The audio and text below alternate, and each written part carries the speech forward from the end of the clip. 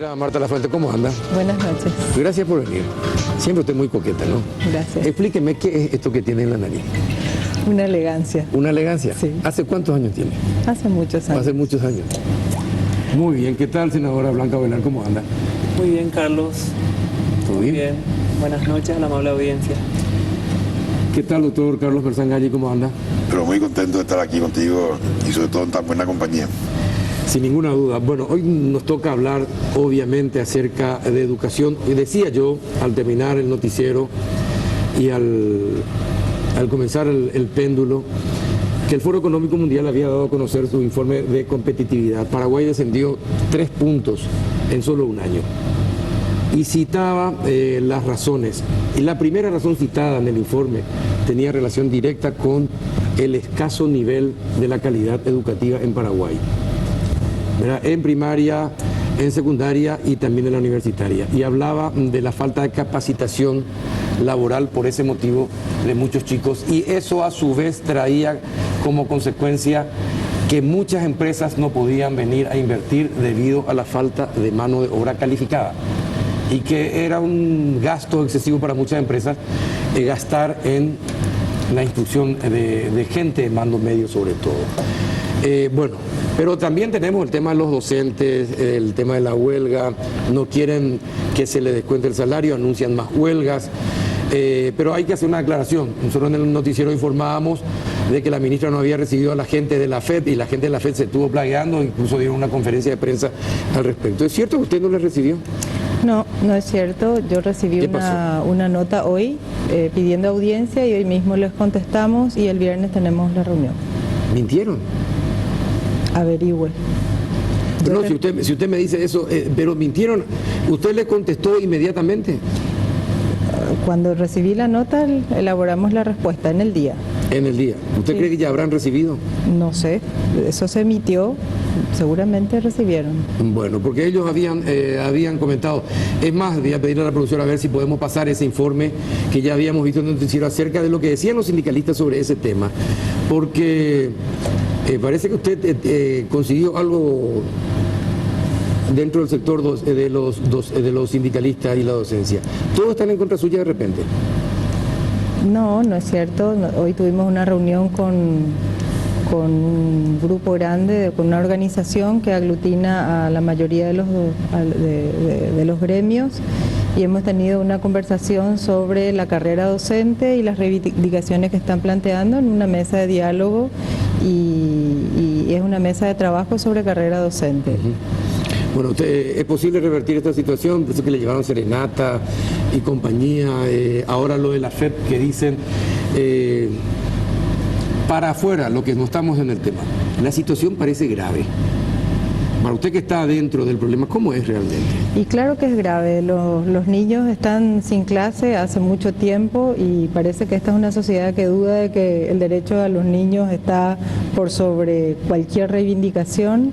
La huelga está garantizada para todo trabajador, sin embargo no se puede suspender el servicio educativo y ese es el punto central. Así que pienso que es un momento en que todos los líderes gremiales, especialmente la Federación, tienen que repensar dónde quieren conducir este proceso. Es decir, el Estado en una situación como esta es un árbitro y tiene que defender el derecho de los niños, porque los niños no van a salir a cortar rutas, ni van a parar el tránsito. Entonces para eso se supone que tiene instituciones, Estado y una sociedad adulta que tiene que defenderlos. Ahora, usted fue ministra, senadora. ¿Es difícil el diálogo con los sindicatos de docentes? Sobre todo cuando no exponen con claridad los motivos que les impulsan a hacer las movilizaciones. Hay sindicatos más previsibles y por más que uno pueda tener diferencias con ellos y criterios distintos, bueno, son como más claros y más honestos en exponer sus motivos. Hay otros que tienen motivos subterráneos. ¿A qué llama subterráneos? ¿Qué motivos son subterráneos? No, y motivaciones políticas no les gusta la autoridad que quiera poner orden en el sector, buscan el desgaste, a veces la pelea es entre ellos. En el sindicato docente hay muchas cosas, hay que conocerlos para entender que muchas veces ellos tienen motivaciones. Yo creo que el magisterio no está muy bien representado por sus líderes. Sí, le escuché a usted decir que tendrían que reciclarse, renovarse. Yo creo, en esta ocasión que pasó, por ejemplo, ellos hicieron un empleo abusivo del derecho a la huelga, porque lograron que la sociedad esté en contra. Yo recibí infinidad de mensajes absolutamente contrarios a ellos, y si hubieran tenido mayor criterio, más madurez, hubieran mantenido la lucha, hubieran puesto una carpa frente al Parlamento, hubieran llamado la atención, hubieran rotado, pero hubieran mantenido el servicio educativo. Porque lo que no se puede sostener es que por la defensa de un derecho yo lo haga afectando el derecho del más débil, porque eso es lo que se dio aquí. Yo estoy reivindicando un derecho que es legítimo, ¿verdad? Pero ¿cómo lo hago? De un modo tal que afecto el derecho de otros. Y encima estos otros son más débiles. Ahí hay un conflicto ético muy grave que no puede pasar desapercibido al gremio. Y a la sociedad tampoco. Esto se tiene que debatir. El problema es que nosotros no nos vamos al fondo de la cuestión, Carlos. ¿Cuál es el fondo de la cuestión? El fondo de la cuestión es entrar de lleno a trabajar una agenda de Estado que hay que respetar. Los maestros, cuando empiezan a hablar de la educación, se sienten excluidos, como que el MEG es el malo de la película, ellos son los que hacen todo mal, por eso la reforma es un fracaso, por eso. Y ellos, a la hora de analizar los resultados educativos, siempre las causas están fuera. ¿Por qué no nos formamos parte? Siempre son los otros los culpables. Y nunca se promueve tampoco un debate a fondo en ese tema.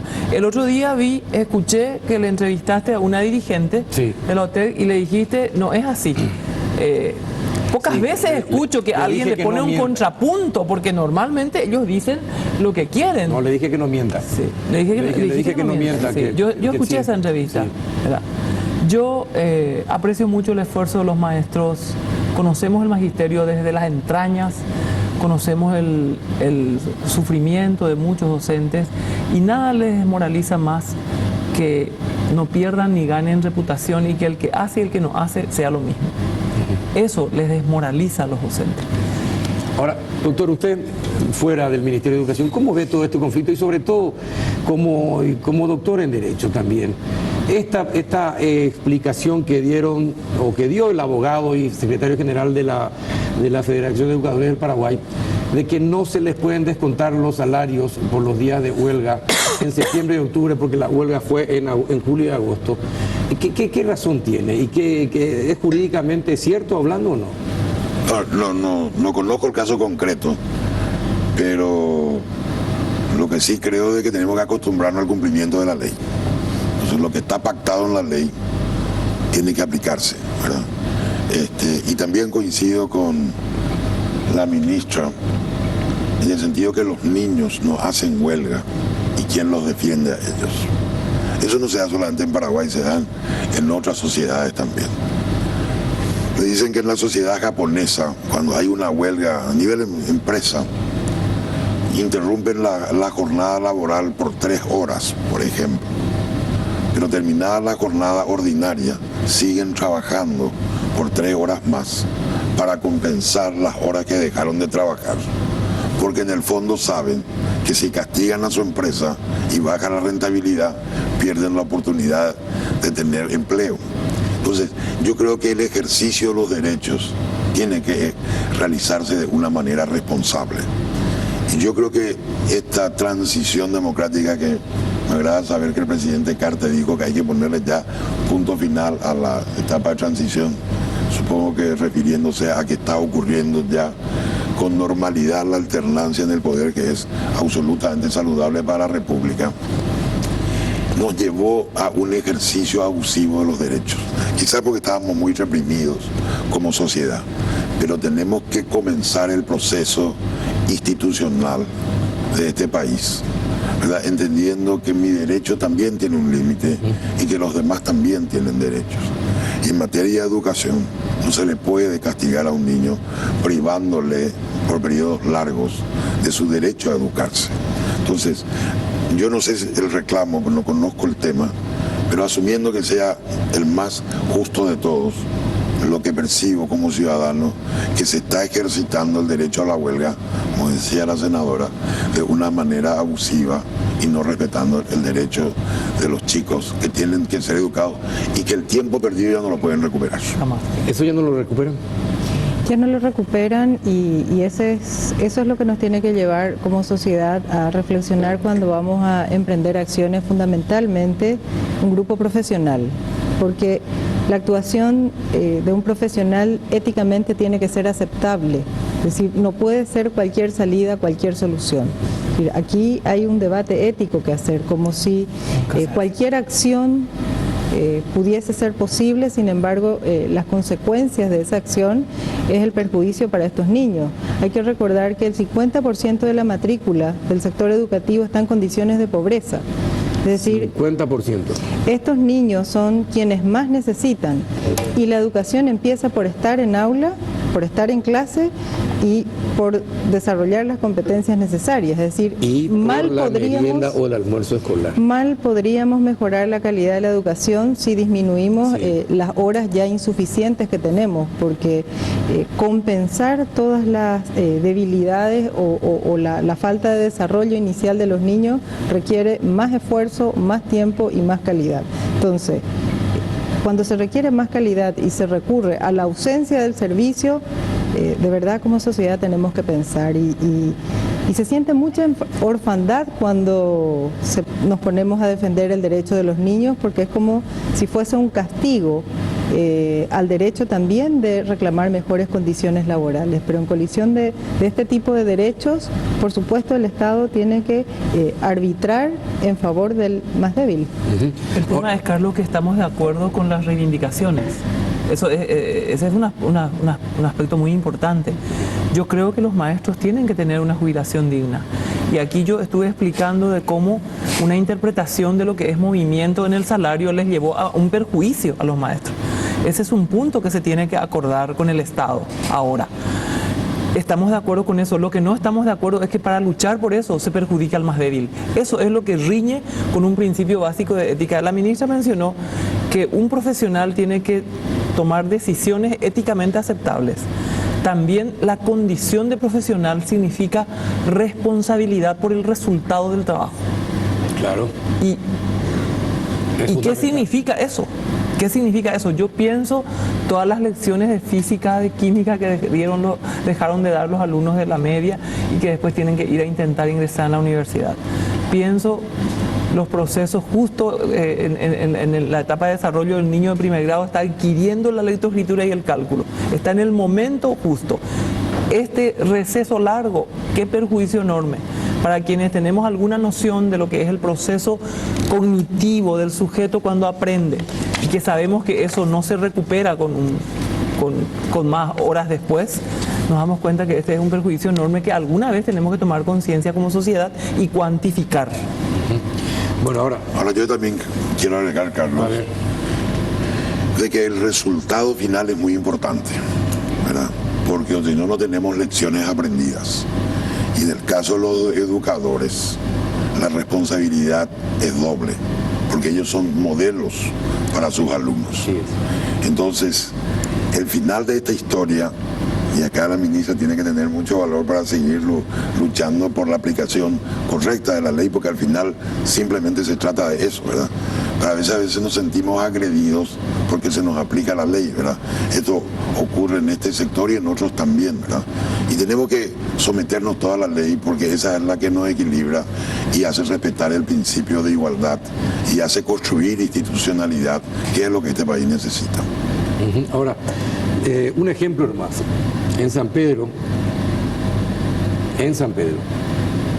una escuela perdió su techo, se cayó el techo. Los alumnos igual se van a dar clases. Los maestros tienen todo tipo de reclamos, ¿verdad? Igual dan clases también.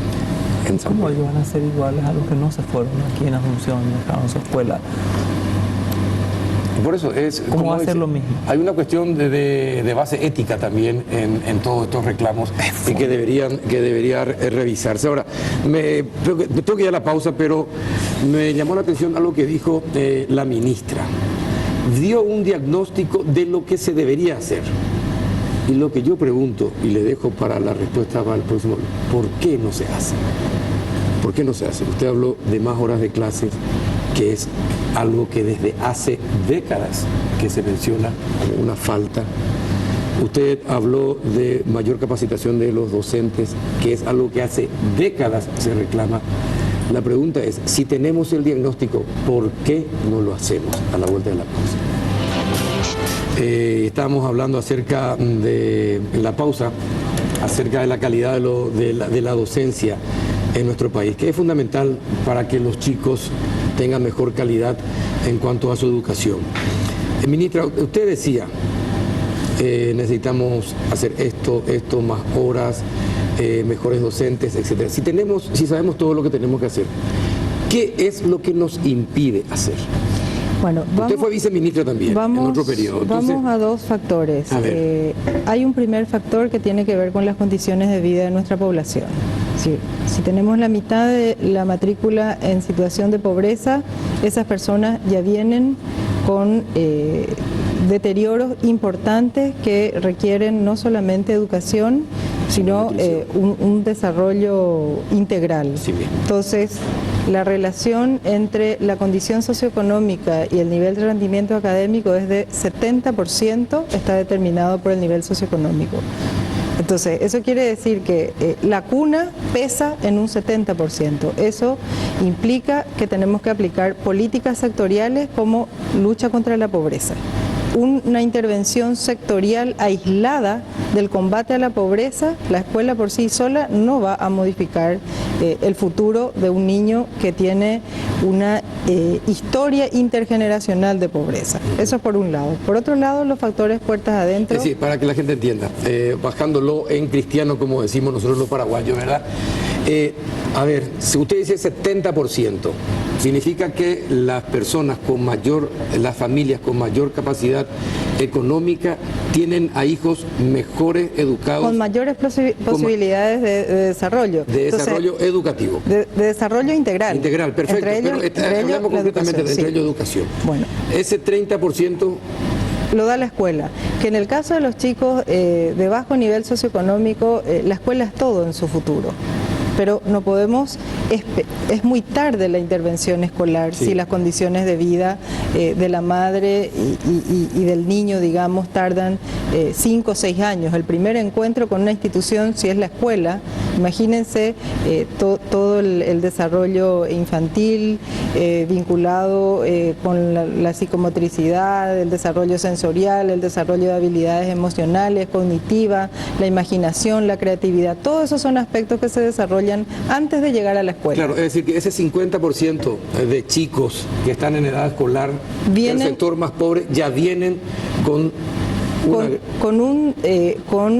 condiciones de educabilidad inferiores, en donde la escuela, aun cuando haga muy bien su tarea, no va a tener el impacto esperado. Por un lado están las condiciones socioeconómicas, la calidad institucional, y vamos a los números, Carlos. 1.400.000 guaraníes invierte el Estado hoy en un niño que asiste entre primero y sexto grado. 1.400.000 por cada niño. Por cada niño al año. 87% de eso va a salarios y beneficios docentes, que queda para la inversión. Entonces, el diagnóstico está claro. 3,6% del Producto Interno Bruto estamos invirtiendo en educación, que a propósito en la década decreció la inversión en educación, porque creció el Producto Interno Bruto y la inversión en educación ¿cuánto sería no ha crecido. mensualmente eso por cada alumno? ¿190.000 aproximadamente? No, es 1.400.000 al año. Al año, claro, por cada alumno. Por cada alumno. 140. Compare ese monto. Pero lo que pasa es que no son 12 meses. Entonces, no Son 12 meses de Son clase. 9, son 9. Claro, Son 9 pero el meses. salario docente se paga todo el año más aguinaldo. No, le quiero. Entonces, le preguntaba esto por esta sencilla razón y quiero que ustedes entiendan cómo es nuestro nivel, hasta incluso de directores. ¿Verdad? Pongamos 190.000 guaraníes. Los directores, muchos directores en este país, para cobrar más, inventan alumnos en sus aulas. De 25 alumnos hacen figurar 30. Si ponemos un promedio de 150.000, multiplique 50 por 5. 150 por 5.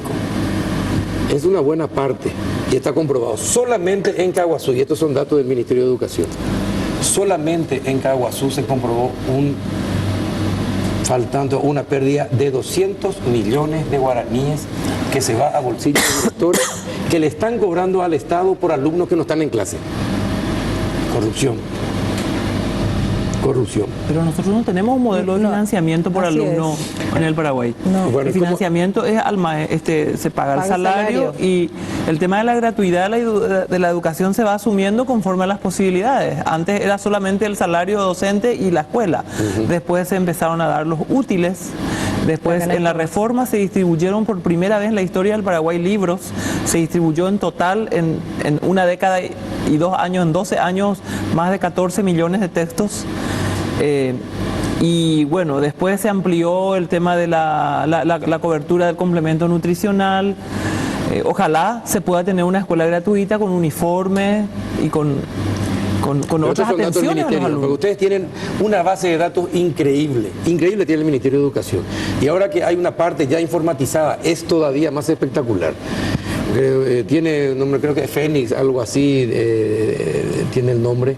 Chigmec. Pero es espectacular. Y los datos que tienen, y si son usados adecuadamente, en sí, con toda la plata que el FONACIDE pueda aportar también, creo que se puede cambiar este país, ministro.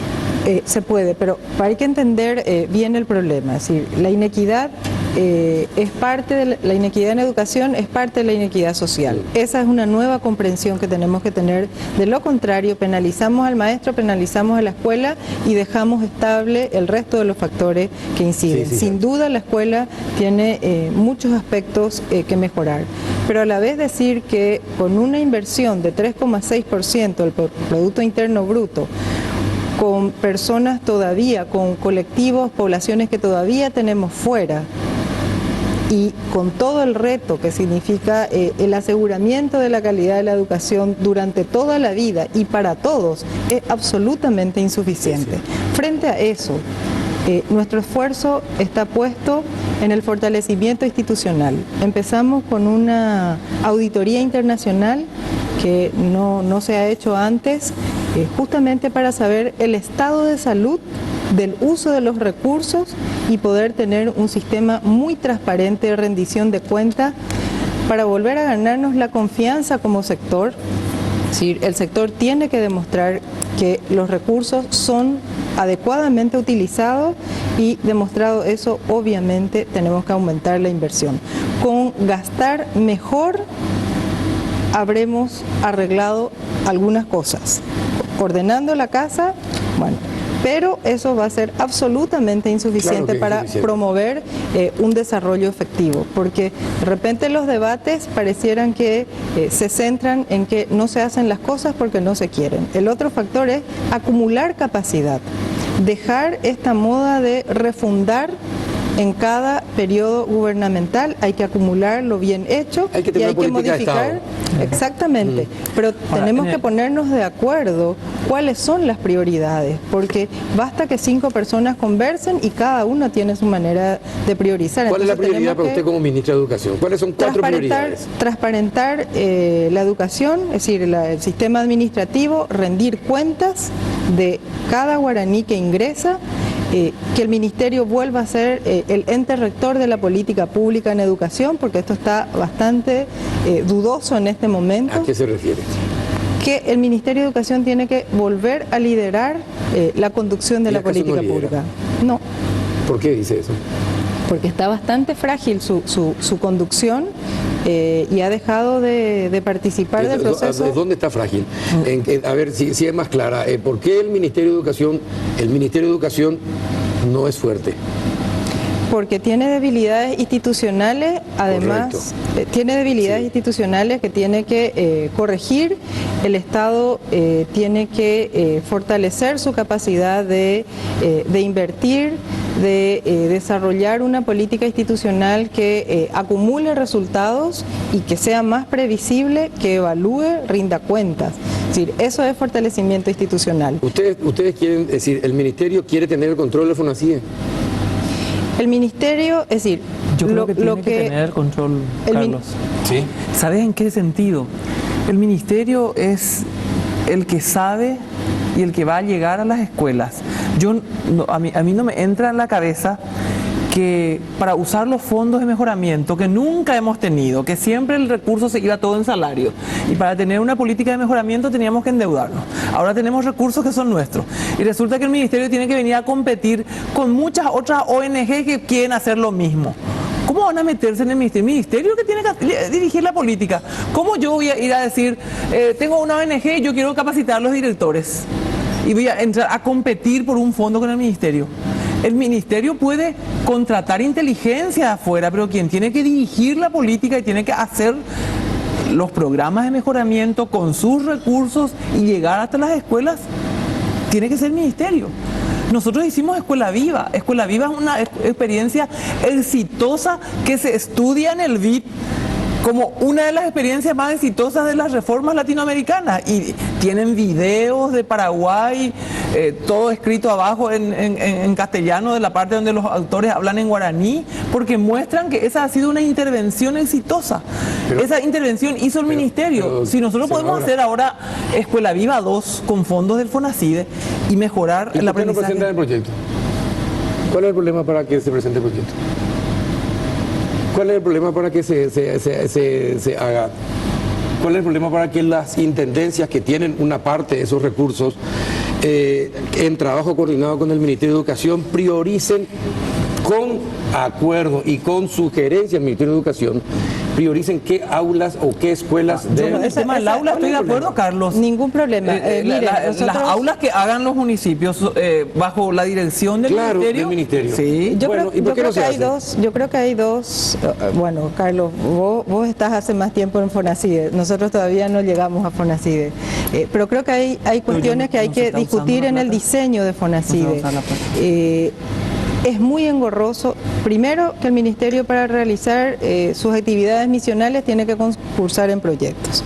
Hay otros instrumentos, porque entiendo que se hizo bajo la desconfianza de la capacidad del Ministerio. Es decir, es elocuente la desconfianza que hay en la manera que está redactado. Es como si no hubiera motivo para la desconfianza, ¿no?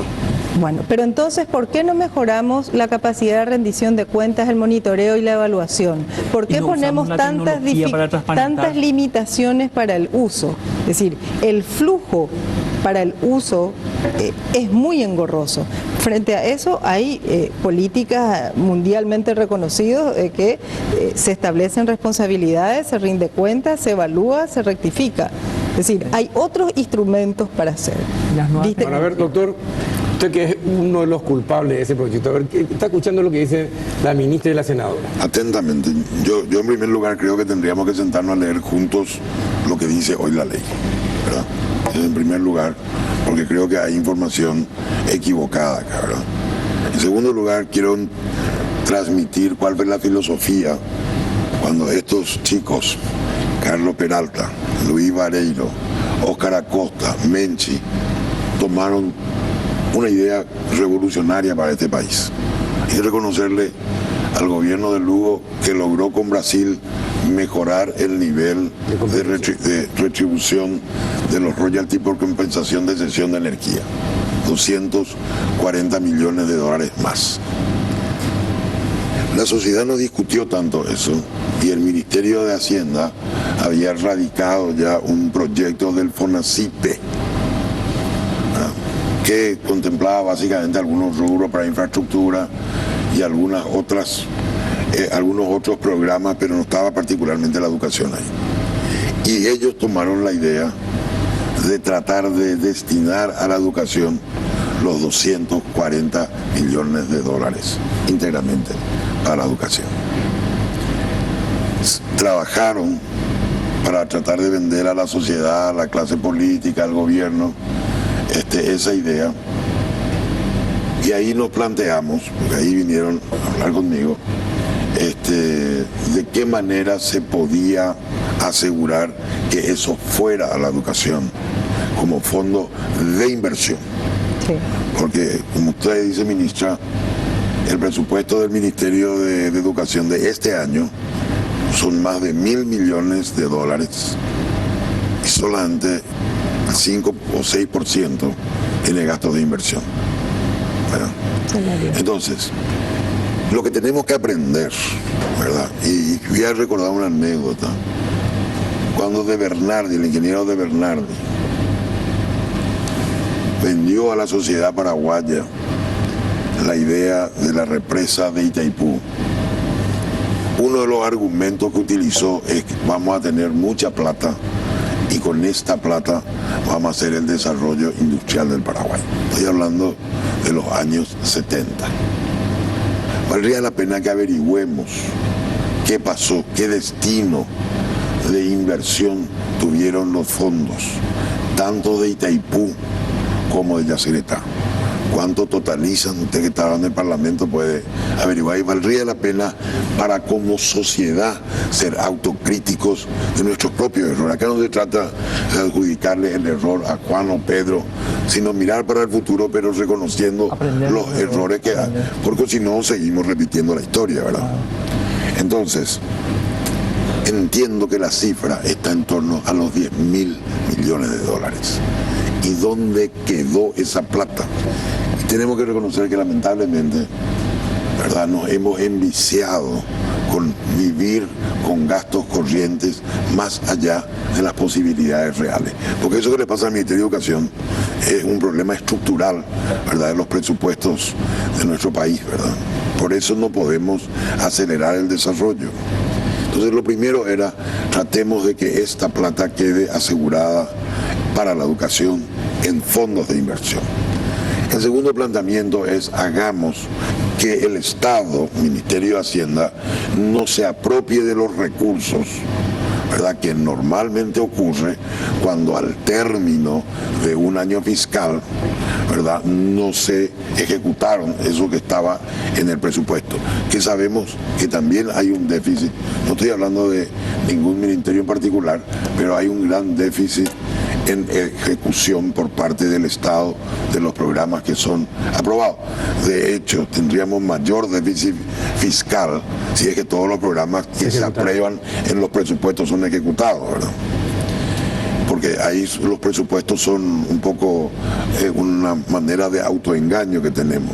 Y esto no viene de ahora, viene de hace muchos años, ¿verdad? Entonces, lo segundo, y eso fue, y vale la pena decirlo públicamente, eso fue una idea del señor Manuel Ferreira. Antes de ser ministro de Hacienda, creemos un fondo fiduciario. Entonces, se tomaron las dos cosas. Hacer el fondo fiduciario, ¿verdad?, tratar de que vayan los 240 millones de dólares. Había voluntad para hacerlo, pero finalmente hay que aterrizar en tierra los reclamos, y entonces parte de esos recursos se fueron a salud, parte de esos recursos quedaron en Hacienda para infraestructura, parte de esos recursos se fueron a programas transitorios, parte de esos recursos se fueron a intendencias y gobernaciones. Ahí nuevamente pedimos al Ministerio de Educación que se haga la descentralización en gastos de inversión en mejoramiento de los locales escolares, pero bajo la dirección del Ministerio de Educación. Eso está en la ley, no se está cumpliendo. Entonces, hay que, creo que... ¿Construyen cada horno? ¿Cómo habla? ¿Que construyen algunos hornitos? Y no, y por eso. No respetan las especificaciones. Pero yo le puedo mostrar acá, porque acá traje la ley. Yo que eso está quiero previsto en la ley. puntualizar algunas cosas. Sí, entonces, Yo no creo, y eso es una discusión que tuvimos incluso con algunos de los representantes de los sindicatos, ustedes plantean la privatización de la educación. Acá es absolutamente falso. El Ministerio de Educación acá está siendo respetado. Lo que yo puedo coincidir con usted, de que hay un proceso adicional al proceso burocrático normal.